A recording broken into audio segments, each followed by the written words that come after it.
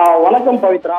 மதுரை நாடாளுமன்ற தொகுதிக்கு உட்பட்ட வாக்கு எண்ணிக்கை மையத்தை பாதுகாப்பு மையத்தில் உள்ள சிசிடிவி கேமராக்கள் வேலை செய்யாததற்கு பரபரப்பு ஏற்பட்டுள்ளது பவித்ரா.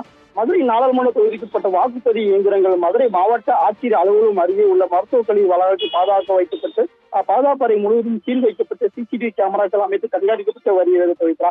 இங்கு நாள்தோறும் அரசியல் கட்சியில் மற்றும் சுயேட்சை அவர்கள் முகவர்களும் கண்காணிப்பு ஈடுபட்டு வருகின்றனர். மேலும் மத்திய பாதுகாப்பு படை உள்ளிட்ட மற்றும் தமிழக காவல்துறை அதிகாரிகளும் பாதுகாப்பு பணியில் ஈடுபட்டு வருகிறார்கள்.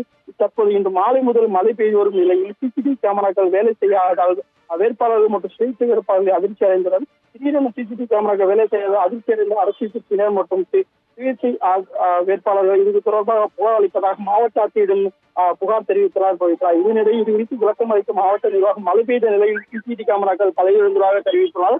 மேலும் தற்போது மாவட்ட ஆட்சியர் சங்கீதா மற்றும் காவல்துறை ஆணையர் அலோகநாதன் தலைமையிலான அதிகாரிகள் தற்போது சிசிடிவி கேமராக்களை பழுது செய்யும் பணிகள் தற்போது ஈடுபட்டு வருகின்றனர் பவித்ரா. ஏனென்றால் தொடர்ந்து இந்த மாவட்ட ஆட்சியர் அலுவலகம் அருகே அமைக்கப்பட்டுள்ள மருத்துவக் கல்லூரி ஏற்கனவே உயர்நீதிமன்றம் மதுரை கிளையில் வழக்கு ஒன்றும் இருந்தது பவித்ரா. ஏன்னா தொடர்ந்து இங்கே பாதுகாப்பு வசதிகள் இல்லை. ஏன்னா கடந்த முறை நாடாளுமன்ற தேர்தலின் போதே இங்கே வாக்கு எண்ணும் மையத்தில் ஒரு பெரும்பாலாறு ஏற்பட்டது. அதாவது அந்த மையத்தில் இந்த சீல்கள் உடைக்கப்பட்டு உள்ளே சென்றதாக ஒரு பரபரப்பான சூழ்நிலை ஏற்பட்டது பவித்ரா. இந்த நிலையில் தற்போது இந்த மக்களவை தொகுதி போதும் தற்போது இந்த வாக்கு எண்ணிக்கை வாக்கு மையம் வைத்திருக்கும் அந்த மையத்தில் மருத்துவக் கல்லூரி மையத்தில் தற்போது சிசிடிவி கேமராக்கள் வேலை செய்யாத ஒரு பெரும் பரபரப்பை ஏற்படுத்தி பவித்ரா. தற்போது அதிகாரிகள் முன்னிலையில் மாவட்ட ஆட்சியர் சங்கீதா மற்றும் காவல்துறை ஆணையர் லோகநாதன் தலைமையிலான அதிகாரிகள் முன்னிலையில் தற்போது இந்த சிசிடிவி கேமராக்களை சரி செய்யும் பணியானது தற்போது நடைபெற்று வருகிறது பவித்ரா.